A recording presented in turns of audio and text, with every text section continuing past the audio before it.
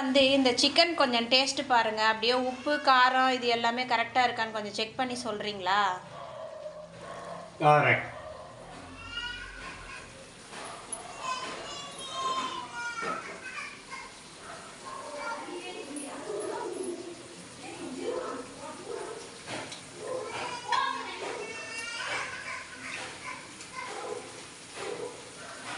என்ன பண்றீங்க?